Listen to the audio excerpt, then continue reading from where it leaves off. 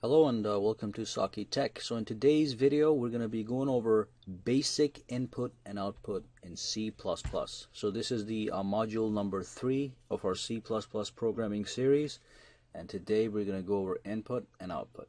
So let's take a look at this thing. This is a comment up here on the top, and if you don't know what a comment is, go and watch module 2 where I explained what comments are and where you can put them. So this is a comment. This is a comment, and this is a comment, as you can tell by two slashes, forward slashes. So let's just go and start printing some stuff to the screen, which would be the basic output and basic input. And remember, we had to do an include IO stream pre-processor directive, because if you don't include this, we cannot do inputs, we cannot do outputs. So let's do a basic output to the screen. Now here's the basic syntax. This is the command you're going to use, cout, and then you do 2 left arrows. And then whatever you want to print goes in front of this right here. And then when you're done, you put semicolons to tell the compiler that you're done with your statement. Okay, of course this one is wrong. Okay, so we're going to take that off. So whenever you want to print a string of text to the console, you have to put it between double quotation marks. So whatever you print here goes on the screen. So this will go and print itself on the screen. So let's do a save on this. Remember, you have to save your file every time you have to run it. So build a project and then run the project. So if I take this and put it right here, says this will go and print itself on the screen. Okay, so whatever you put here between these double quotation marks goes and prints itself on the console screen. So let's say I go to the new line and putting cout, and I'm going to put a space right here and say test. I'm going to put a semicolon, save the file, build and run. Now if you look here, it says this will go and print itself on the screen, and then there's a space and it says test. So just because we have 2 new lines here doesn't mean the output is going to be 2 brand new lines too. Remember, with C++ or any programming language for that matter, everything that happens on the screen, you make it happen. So how do we put a new line between this string and this word test? Let's do that real quick. So just go between here and put cout, do the basic syntax, and the term that you want to use to add a new line onto the console is called end L. Okay, and semicolon, of course. So every time you do end L, you put 1 new line to the screen. So the last time the output stopped right here. With the new line, it's going to add a new line here, and then test, and the space and the test is going to print on the new line. So let's do a run on that and show you guys. Save file, build and run. Okay, so take this and put it right here. So it says this will go and print itself on the screen, and then you did a cout and L. So the cursor moved from here to the new line here, and then you printed the space and the test on the new line. So if I add 1 more of these and else, you're going to see a full space. There you go. See, now you got a full space. Let's exit, and I'm going to show you one more thing. Let's say you want to put test 5 spaces underneath of this first string. You're not going to go and type cout and L and all that stuff. That's too much work. What you can do is you can combine the and L's like this. So and L, as many as you want. You keep using left arrows, and L. Okay, let's save this, build and run. As you can see, we have 1, 2, 3, 4 new lines that were inserted here because we put this code in between the 2 text files, the text streams. So let's cancel out of this and show you one more thing. Let's say I want to put a couple of new lines after the test. I can also do this. So you can combine multiple outputs together under one cout statement. So we have a cout here. I put test. If you put two more left arrows, you can add whatever you want here. In fact, let's do it this way. Let's put a test number 2. Okay. Remember, I'm putting a space here, right here, because I don't want this to be conjoined with the test. And then put an endl right here. Okay. And then put another endl. Let's save this file. Do a build and run. Take a look at this. So it says test number 2, and then we added 2 new lines, and that's why you get the space right here. So this is pretty much the basic form of input and output. Finally, before I move into this is the basic form of output, and before I move to input, let me show you one more thing that you're gonna like. You can have this whole thing in one line. So you don't need 3 cout statements. This is what you could have done. And L, and L, and L, and then you could have done test. And then you could have gone and L. Save the file, build and run. Okay? Pretty much the same thing we did before, by only using one cout statement. So you can string different output methods all with each other by using these arrows. So let's clear this and type in now. We will talk about input, and then let's do this one right here, space, and put 2 new lines.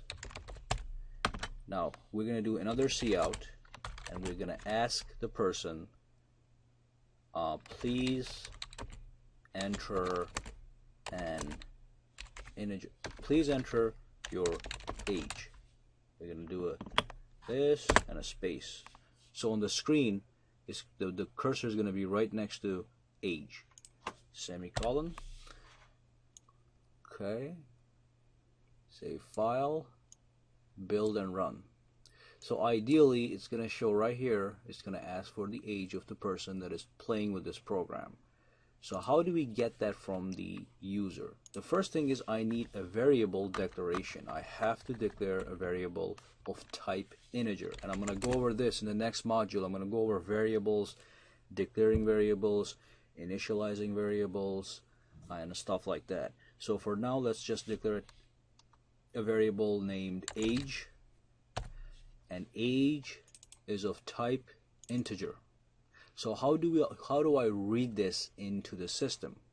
I go down here and I use the cin command, and the syntax on this is 2 right arrows, and what we're going to read inside is age. Okay, so what this means is when the user puts his age in the computer and presses enter, the value that he typed in gets assigned to the variable age. And then let's save this, build and run. So see, so it says please enter your age. So let's put 50, which I'm not 50 by the way, but I'm just putting in 50. Press enter. So what happened was the value of 50 got assigned to age. Okay, so that's how you read in a variable. So let's just print the same variable on the screen. So cout. Now how do we print the variable on the screen? Let's do it this way. Your age is, and then we're going to do this. Age. Okay, so you can print any variable on the screen just by typing it after cout. So you do cout, you do your left arrows, and then you can print a variable on the screen. So let's run this command. In fact, let's clear this up a little bit. And L. Okay, so we're gonna do save file, do a build and run. And now, please enter your age, 50. It says your age is 50. Okay, let's complicate this program just a little bit more. And in fact, let's take away the spaces. Okay, so let's say we did a please enter your age, and then we're gonna ask cout please enter your girlfriend's age. Okay, so we're gonna ask this guy 2 questions. So what we're gonna do is, here we had age declared. To read the girlfriend's age, we have to declare another variable, and make sure the variable names are relevant to what you're reading inside. So what we can do is girlfriend age. Okay, so that's another variable we just declared, and its type is integer. Integer is a basic number. It could be 1, 2, 3, 4, 5, 6. It goes all the way to 2 million or more, but it's a basic integer. You cannot have 5.5 assigned to an integer. So let's do it this way. In fact, there's a mistake we made here. We're going to take this thing here, cut it out, and put it right here. Age. Everything in programming has to be sequential. So you get the age of yourself, you got to read the age right away. Then you tell the guy to read your girl's age, and then you go down and you do sin, right arrows, girlfriend age, semicolon. So now we're going to add one more output window here.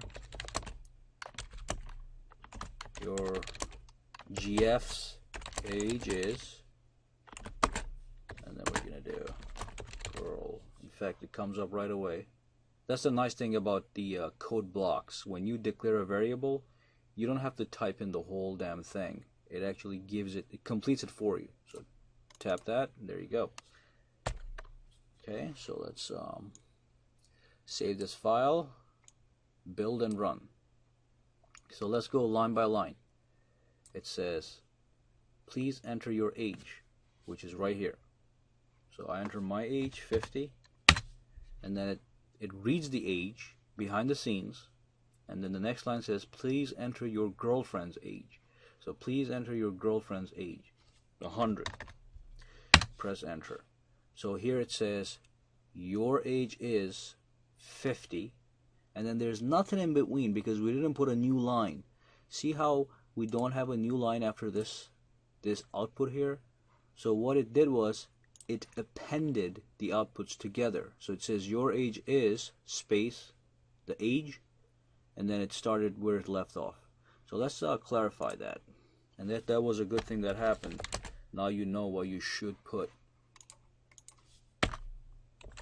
New lines wherever you can. It clears the output screen so it's more user friendly to anybody using your program. Okay, so let's do it this way. Save file, build and run. Let's do it again. Please enter your age. We read the age. Girl's age 100. Boom. It says your age is 50. Your girlfriend's age is 100. Okay. So that is the basic input and output you should know for now to continue with this course. You probably already learned this in module 2, but I wanted to show you specifically how to print stuff like strings and new lines and such on screen. So remember, strings go between double quotation marks, and if you declare a variable and you assign a value to that variable, you can print that on the screen, but you don't have to put it in double quotation marks. Okay, well, thanks for watching this video, guys. Subscribe to my channel for more videos to come. Click the like button if you like this video, and thank you again for watching. Have a good day.